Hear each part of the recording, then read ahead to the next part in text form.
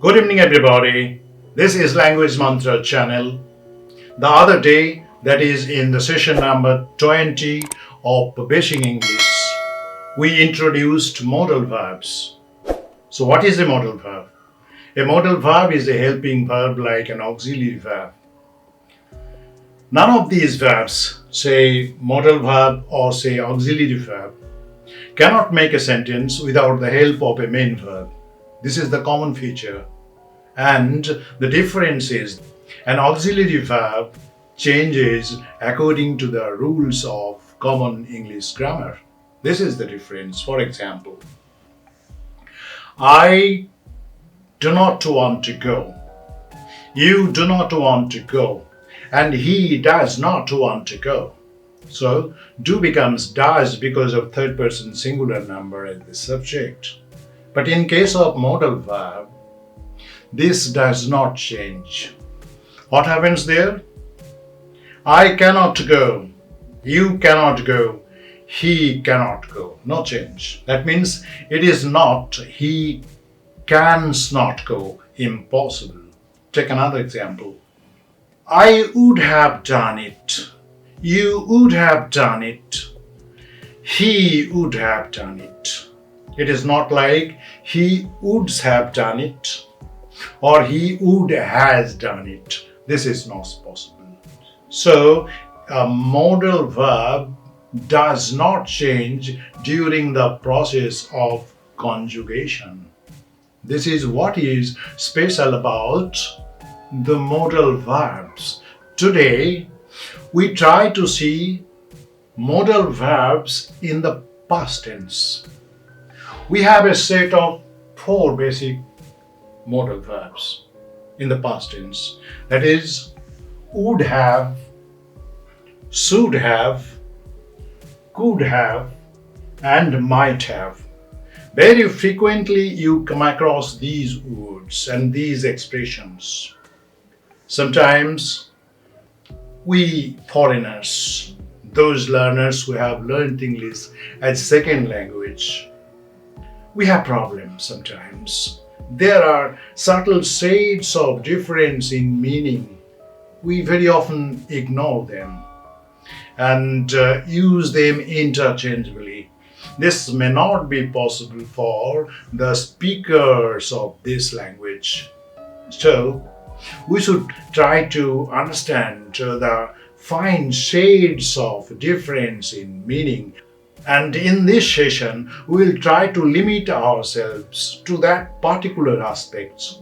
Only we will see the subtle shades of difference in meaning in these 4 expressions and nothing else. If necessary, we will take these issues later and we'll have elaborate discussions on these modal verbs. But today, we try to concentrate on the subtle differences of meanings in these 4 or 5 modal verbs. Okay? So when do we use these modal verbs? Normally, these modal verbs present some, present feeling of your past action. Or say these modal verbs give expression of your present feeling about some past actions. Maybe some kind of bad feeling, even regret, even some sort of apology that is involved in these sentences. That is why sometimes they are called modals of lost opportunities. Modals of lost opportunities means something is done, cannot be undone. Maybe you are repenting your decision. You did something in the past time and now you repent. So, this is the kind of sense that are very much present in all these expressions. So, let us take up them one by one. Let us see just one example with the change of only the modals, and let's see what happens and how do they change. Now, Roy would have lent her some money, Roy would have lent her some money. Maybe there is a relationship between Roy and her lady woman. Maybe this relationship is, say, somehow, say, genuine relationship or human relationship or social relationship, whatever. Expectation is that Roy would give some money to this lady. And you see, this sentence is very much like conditional if clause type 3. Actually, you can add condition here and it will be if clause type 3. You can say, Roy would have lent her some money if he had been present, or he had not been ill, or Roy would have lent her some money had the banks been open. Something like this. But forget it. If clause is there or if clause is not there, that does not matter. You have some sense here, complete sense. Roy would have lent her some money, but he did not. In all the cases, 1, 2, at least these 3 cases, the result is the same. Money was not given. But why? Roy would have lent her some money. What particular sense is expressed here? Roy had money, and Roy was expected to give her money. But what happened? Roy wanted to give her money, but he could not because of certain conditions. Condition means either he was ill, either he was not present, either the bank was closed. This kind of condition was there.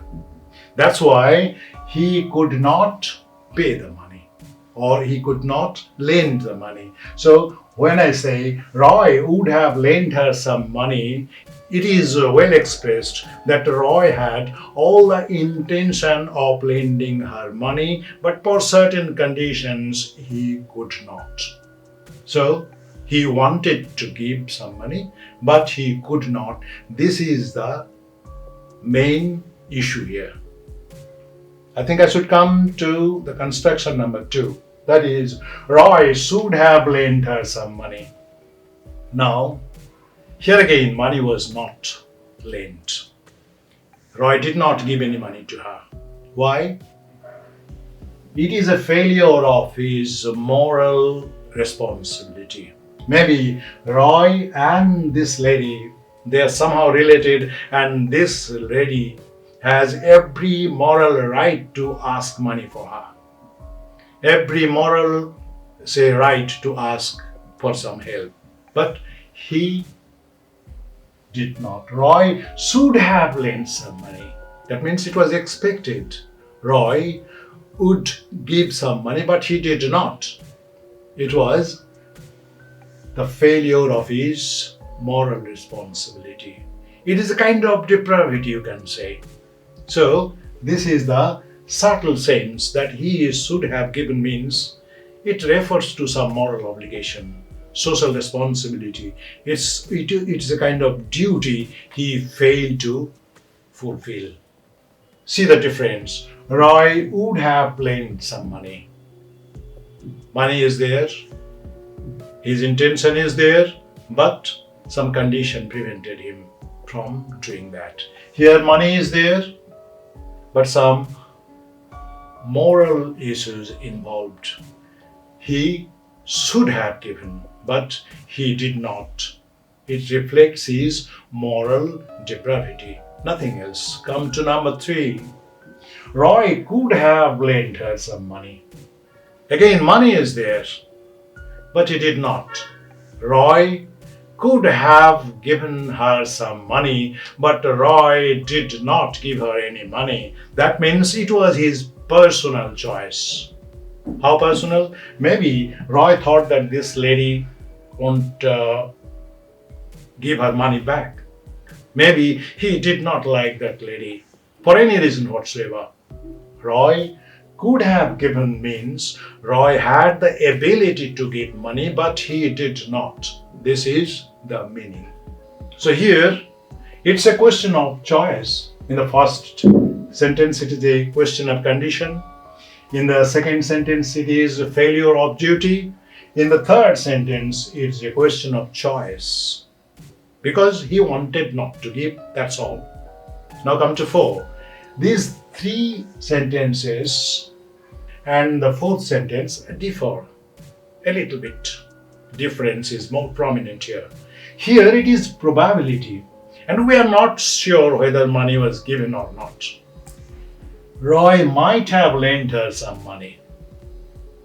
Roy might have lent her some money. That means the question of probability. I'm not sure whether the money was given or not, whether he fulfilled his duty or social responsibility or not. I'm not sure. I do not know that. Sometimes, suppose you are suffering from, or you were suffering from some medical problem. So you consulted Doctor 1, Doctor 2 and Doctor 3. You didn't get any relief. So now your friend suggests you might have consulted Doctor 4. Maybe possibility is there that you could get some relief. So these are the shades of differences that are very much pertinent or relevant in these cases. When you use, take care, try to be very much pertinent, very much accurate as far as possible. We are using this language as second language speaker, but we should try to see that our expression gives exact meaning that is intended in a particular construction. And now there is one more expression like this, that is ought to have. Ought to have, I don't want to talk much on this. It is very much like should have. So Roy ought to have given her some money. Difference is not much, from this should have construction. Only one difference is that ought to have is more formal than should have. This is all about ought to have. I think we have understood the basic or subtle differences in meaning in these 4 constructions. Now just try to see the negative form. Roy would have lent her some money. Roy would not have. Now would have we pronounce fully. Roy would have. It becomes Roy would have. Roy would have. Original speakers, they try to sink it. Roy would have. And sometimes it is Roy woulda. Roy woulda. Roy shoulda. Roy coulda.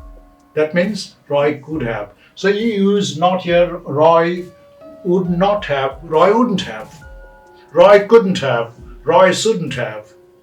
And interrogative, would Roy have? Would Roy have lent her some money? Could Roy have? Should Roy have?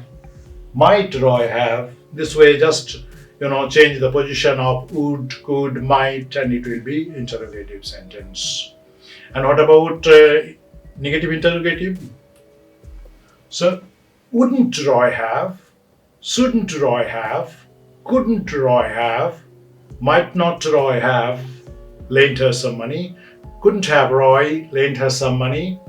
Shouldn't have Roy lent her some money? Wouldn't have Roy lent her some money? This way we get negative interrogative.